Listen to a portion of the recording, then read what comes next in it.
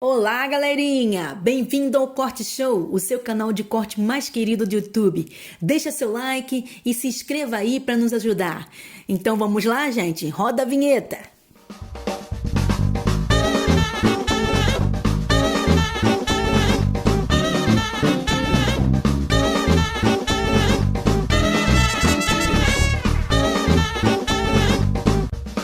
Eu não sei jogar futebol porque as poucas vezes que eu me aproximei dos meus amigos para jogar futebol, eu nunca fui escolhido. E em um dos meus livros, Encontrei um Pai, um capítulo é Fora do Time. Por quê? Porque eu nunca fui escolhido. Então, para mim, aquilo foi muito difícil, por não ser aceito. Então, eu fiquei aquela criança esquecida no banco da escola. Né? Então, onde eu ficava lá horas. Às vezes até eu fugia da aula para poder ficar lá esquecido no banco, porque lá era o meu mundo. Sim. Não tinha ninguém. Que era preferível ser esquecido do que ser violentado. Isso. Você preferia estar sozinho e estar seguro do que estar socialmente, né, incluso e estar sendo maltratado. Exatamente. Então eu apanhei muito na escola e para mim foi muito difícil porque quando eu cheguei aos 13 anos, eu não conseguia mais seguir adiante. E aí eu vejo que eu entrei numa depressão. Na época a gente nem falava em depressão. Você não tinha nenhum amigo, nada com quem você se confiava, ou algum outro parente que você podia se abrir? Eu tinha um amigo na minha rua que a gente brincava esporadicamente, assim. Ele era o meu melhor amigo. Só que eu não conseguia me abrir muito com ele. Então, assim, por eu muitas vezes fugir da minha casa para dormir na casa dele, juntamente com a minha família, porque o meu pai estava quebrando tudo em casa, então a gente criou um elo mais forte, assim. Mas eu sempre fui muito introvertido, então eu não me abria, eu não conseguia me expressar. Então sempre muito calado, muito fechado, muito paralisado. Por exemplo... E as suas irmãs conviviam com você também e também eram introvertidas? Não tanto quanto eu, né? Mas elas também eram. Sim. Mas elas até conseguiam ir além, assim, elas conseguiam se virar. Sim. Mas eu não, eu fiquei totalmente paralisado mesmo, né? Fiquei muito paralisado mesmo durante toda a minha infância, adolescência e parte da minha juventude. Por conta realmente desse lar totalmente disfuncional, né? E por conta também das experiências que eu tive na escola, que acabaram piorando, se agravando, né? Por conta dessas rejeições sofridas. Sim, porque elas tinham em casa, mas não tinham na rua, vamos dizer assim. Exatamente. Né? E você ainda... Uma das minhas irmãs, a Michelle, que me defendia na escola, quando eu estava apanhando, ou quando eu estava com algum problema, porque eu desenvolvi uma dor abdominal muito forte. De tanto soco, chutes? Não por isso, mas por questão psicológica. E aí, todos os dias ela tinha que ir na secretaria da escola. Lá estava o Júnior chorando, porque... eu queria ir para casa. Eu queria ir para o colo da minha mãe. Porque para mim era muito difícil. Então, para mim, a escola eu não podia nem sentir o cheiro da sala de aula. Para mim era muito difícil. Quando eu pegava a mochila, que eu sentia o cheiro, né, da mochila, assim, já me dava um embrulho, assim. Porque eu sabia que eu ia apanhar, eu sabia que eu ia ser ridicularizado. Então, para mim, foi muito difícil. Quando chegou aos 13 anos, eu não consegui mais. Eu disse para minha mãe, eu não consigo mais. Eu não consigo mais ir adiante, eu não consigo mais estudar, eu não consigo mais estar na escola. Minha mãe até tentou, mas, de fato, eu estava completamente paralisado, numa depressão profunda, se é que eu posso dizer assim. Onde eu me trancava no meu quarto, e ali eu ficava escondido. Para você ter uma noção, eu sou parecido com a minha mãe. E os meus olhos são claros. E o meu pai era moreno, com os olhos escuros. E eu acreditava na mentira que o meu pai não me amava porque eu não era parecido com ele. O sonho de ter um pai era tamanho que... eu tentava Até encontrar... isso você achava que era ruim, você ter nascido assim. Exatamente. Então Você se culpava até pela tua aparência. Pronto. Eu tentava arrancar os meus olhos, Karina. Meu Deus. Eu tentava arrancar os meus olhos, eu odiava os meus olhos, porque eram os olhos da minha mãe, não eram os olhos do meu pai. Sim. Você achava que você era odiado por isso? Sim, porque eu desenvolvi também um sentimento de inveja muito grande, aonde esse meu amigo da minha rua, ele tinha um pai caminhoneiro. Então toda vez que o pai dele chegava de viagem, eu lembro que ele, lá no início da rua, ele buzinava e o meu amigo saía correndo e vinha no colo do pai, dirigindo o caminhão, e eu não tinha isso.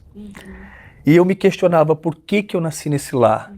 Por que que eu não tenho ele como meu pai? Por que que eu não tenho um lar como o do meu amigo, sabe? Um avô meu, o pai da minha mãe, teve um período que ele morou com a gente, mas sofreu muito porque ele via minha mãe apanhar do meu pai, então ele até morreu muito cedo, eu acredito, por ver a filha sofrer. Então ele se tremia todinho e ele se trancava no quarto. Nossa. Então foi bem difícil também, foi um período muito difícil, onde o meu avô sofreu por ver a filha de fato sofrer. Foi ali que eu acredito que ele viu o que a minha mãe passou durante muitos anos. Sim, e acaba se culpando de uma forma, né? Sim, exatamente. Falando, nossa, eu deixei chegar a esse ponto. Por que que eu não vi isso antes? Por que que eu não acudi à minha filha? Então ele até tentava, muitas vezes ele tentava até falar com meu pai, mas não adiantava. Não adiantava.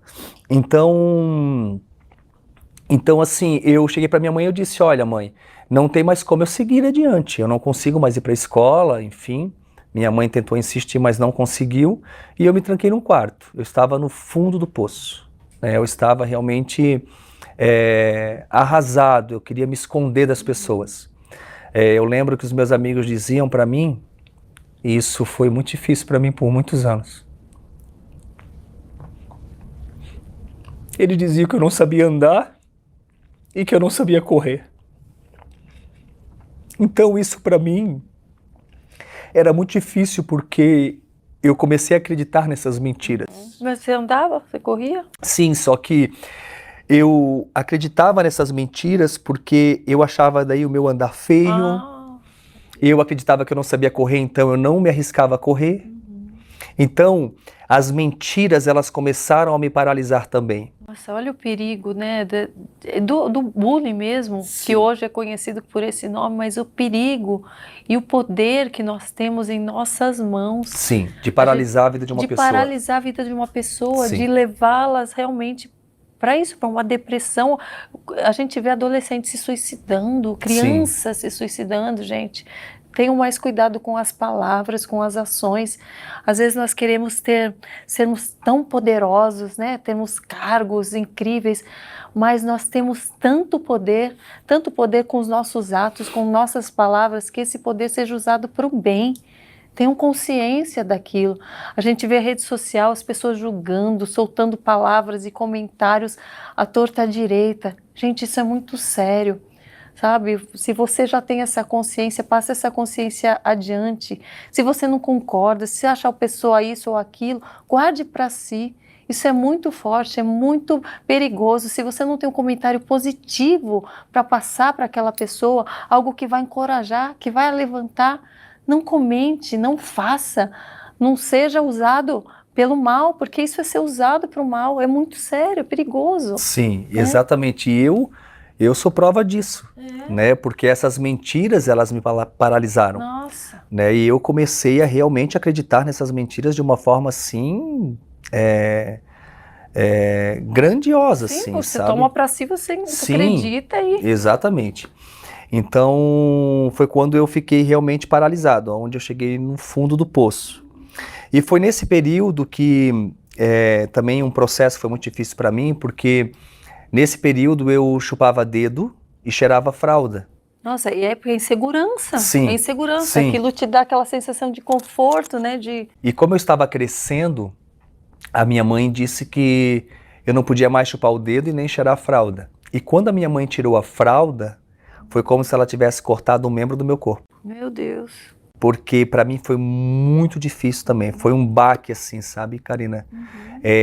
Onde minha mãe tirou algo que era um prazer da vida, no meu caso.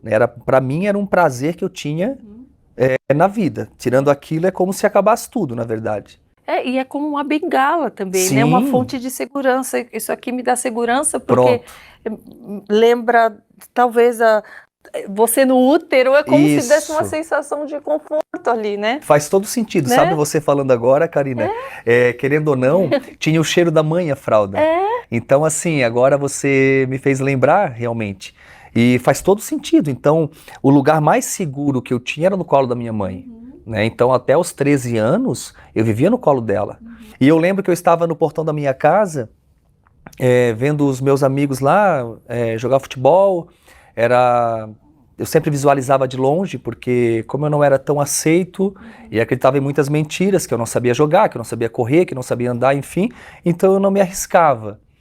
E eu lembro que passou uma senhora e ela disse para mim assim: Juninho, vamos à igreja com a irmã? Irmã Irene, ela se chama. E naquele dia eu disse sim. Mesmo com toda a vergonha que eu tinha, mesmo com toda a timidez, toda a paralisia, eu fui impulsionado naquele dia a dizer sim. E eu lembro que eu fui para a igreja e naquela noite o pastor falava sobre o amor de Deus. E eu me senti muito amado. Eu me senti muito importante. E eu descobri que eu tinha um pai. E eu encontrei esse pai nesse dia. E foi um encontro assim que transformou a minha vida para sempre, na verdade. Porque no término da celebração, eu já voltei para casa diferente. Eu já não era mais o mesmo Júnior. Claro que eu tinha ainda algumas sequelas e eu tinha algumas coisas para ser curado, mas dentro de mim já existia uma explosão tamanha a ponto de eu começar a acreditar em verdades. Porque até então eu só acreditava em mentiras a meu respeito. Sim. Então, no meu caso, naquela noite eu me entreguei de corpo, alma e espírito. Eu me lancei no chão. Eu lembro que o pastor fez um apelo.